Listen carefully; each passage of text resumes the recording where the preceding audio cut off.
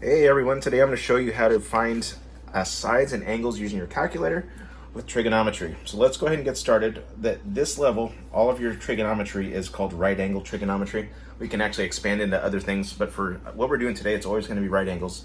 And we're going to find just sides and angles using our calculator. So I have SOHCAHTOA. Sine is opposite over hypotenuse, cosine is adjacent over hypotenuse, and tangent is opposite over adjacent. So I'm going to keep that there and reference it. So let's find a side first. So let's say I have 35 degrees. I don't know, let's do a 4 and let's find x. It's important the first thing we do is identify what we are given. Adjacent, hypotenuse, opposite, what? So here I can say, okay, I have opposite and I have hypotenuse. I know opposite and hypotenuse are going to be sine, so we're going to use sine. So I'm going to say the sine of 35 equals opposite over hypotenuse. We need to solve for x, so I'm going to cross multiply this. So I'm going to get x sine of 35 equals 1 times 4, which gives me 4. I want x by itself, so I'm going to divide both sides by the sine of 35. 4 divided by sine of 35. And that's what I'm going to put in my calculator. Now before we even do that, make sure that your mode, I know this is tiny for you guys, you're probably not using this calculator, but make sure you are in degrees and not in radians. And a lot of the, just the scientific ones, it'll say DEG, deg, as opposed to rad. That's degrees and radians. We are not dealing with radians yet, so this is in degrees. So I'm going to go back to this one and say I'm going to divide 4 divided by sine of 35, and I get 6.97, so let's just round that up to 7. X equals 7. I want to find this other one now. Let's find A. So I know this is 7 now. We have our choice here. I can use tangent, opposite over adjacent.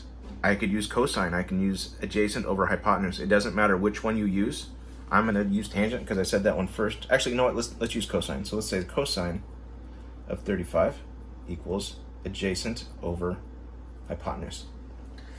And notice when I cross multiplied this one over here, I brought my x up and then I had to divide by sine of 35. This time when I cross multiply, I'm going to have 7 cosine 35 equals 1 times a, which is just a. So this one I divided, this one I'm going to multiply. It all depends on if your variable's in the numerator or the denominator. So let's go 7 cosine of 35. That's going to give me 5.7. 5.7. And we have found all the sides on there.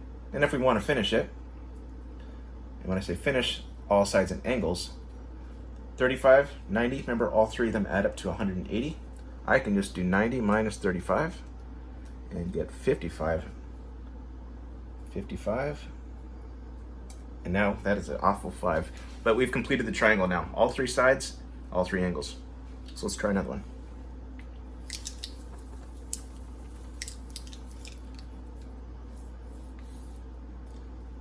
You guys do this one. Let's say we have, I don't know, 63 degrees and 10 and x. See if you can solve for x. Go ahead and pause it. Figure out which sine, cosine, or tangent you're going to use and try to work through it. Okay, so as I'm seeing this, I have adjacent and I have opposite. I don't have the hypotenuse at all. No hypotenuse means I can't use either of these two because you have to have the hypotenuse. So here, I'm going to use tangent. So tangent of 63 equals opposite over adjacent. Opposite over adjacent. Cross multiply it. 10 tangent of 63 equals x. Multiplying it here. So on my calculator, 10 times 10 tangent of 63 is going to give me 19.6 equals 19.6. So that is finding sides. Let's find angles now.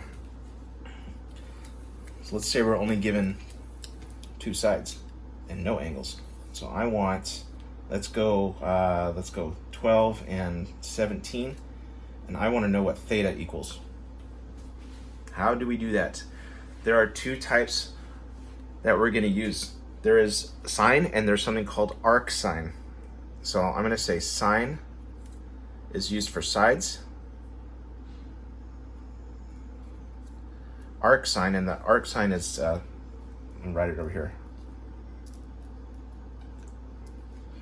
It's written like this, or it's written like this.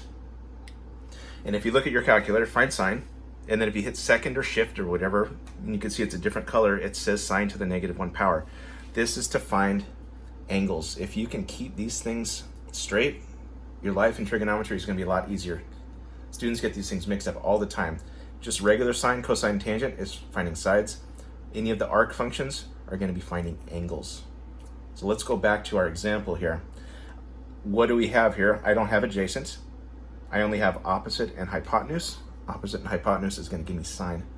So I'm going to say sine of theta equals opposite over hypotenuse.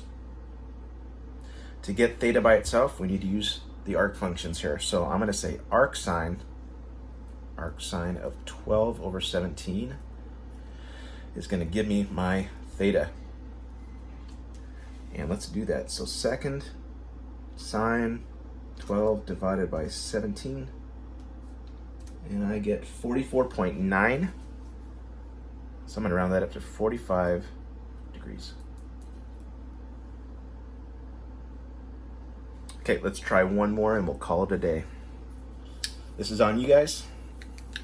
Pause the video, try to solve it yourself.